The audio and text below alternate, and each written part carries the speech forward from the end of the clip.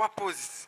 Babi, mwana mobali, il faut ningana loketo, soki obukana, ebukana. Nani ayaki na nani. Trois poses. Babi, mwana mobali, il faut ningana loketo, soki obukana, ebukana. Nani ayaki na nani.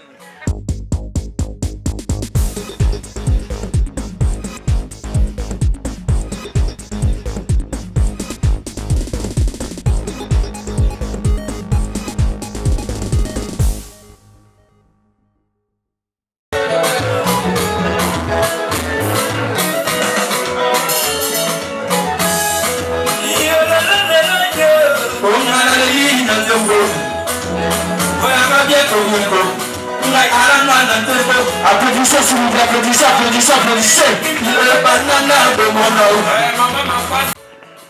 Bonsoir Bianco. Bianco, artiste musicien folklorique. Tu nous... Où tu habites Bianco? On a outil à Zurich. Bianco, outil Zurich. Bianco, à ça là, quel genre de musique? Pour toi, il est folklorique, mais pas d'absolu Mbundeze, Belé, Mbundabaluba, Yaba Congo, Yaba Teke. Au ça la musique folklorique, Nini. Ça la musique folklorique avec les bambouka, balopoli, le piano, avec la danseuse, la latibara. Mais les lots, il faut ça la prise beaucoup à mon nini. Mais bien que le rythme est plus sur quelle ethnie? Pour musique folklorique na pays na biso na Congo, Angola, Congo Brazza, donc balari baza côté Brazzaville, balou bazali ba Congo. Yo ça la quel genre de musique folklorique? Ça la genre musique ya côté Bangala, côté ba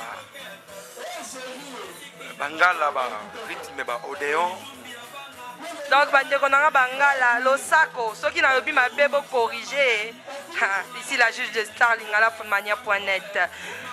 Bianco, Bianco a un groupe ou bien a évolué en solo? Non, on a un groupe vraiment et vraiment CD en gros. Bonda qui pointe ça. CD en gros. Au premier CD, deuxième CD en gros. Donc, si tu as un CD en bonda qui pointe ça, tu as un point de vente. Non, c'est bon, bon, à partir pour la minute où il a marché, ils ont qui me suivent.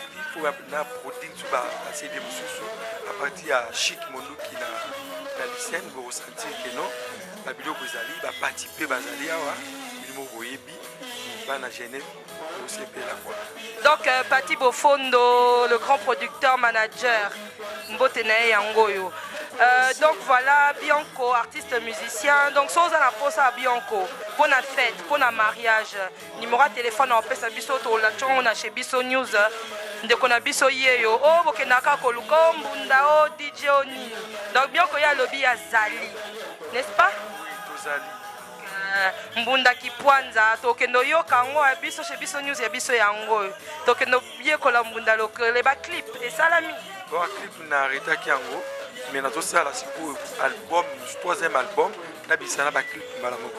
Combo album. Combo nango moto azanani. Angala boyoki motai nani. Donc voilà quoi, juge des stars chez Bisso News, Lingala Mania, les images oh et là-bas, les images filtrées en direct de Genève à Baguera pour la soirée avec plein de surprises. Donc, la minute au bien qu'on a Genève, vous voyez, il y a des danseuses. Il y a des danseuses, il y a des danseuses, il y a des surprises. Il y a des choses qui sont pour les fans de par Lingala Mania. Bon, il y a des gens qui ont tous les Suisses, Banner Suisse, Belgique, bon, Europe mobile, Londres. Après, si nous avons un théâtre, pour soutenir le mouvement de Bino.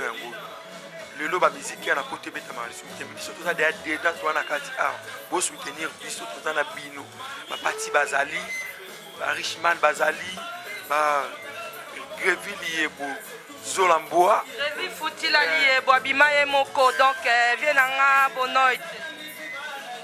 Viens à Ikumu à Papi la Katia les Lorques, Barumo Baïdi Masolo. Donc, Pati Bofondo, Yangoyo, Bianco, artiste musicien folklorique, Topesi Bino, donc Bana Suisse. Balobi, Koyoka, il est qui nyonso. Ba combattant ba boy na bango, ba musicien, toi na ba musicien, toi na ba talent en Europe. Yamaki Yamanga na trois poses. Yamaki Yamanga na trois poses. pause. Donc, juge de star, il fallait qu'on la job à pause. On a mon. Pause. Babi, moi na mobali, il faut ningana loketo, ce qui est bukana et bukana. Nani ayaki na nani. Nani ayaki na nani. Donc, mes chers amis, vous comprenez, c'est l'ambiance de la soirée au Baguera Night, Club Night. Donc, la juge des stars, lingala.net, Simon Delphilo, Yayo Yangoyo. Voilà, mes chers amis, la suite est à venir. Merci.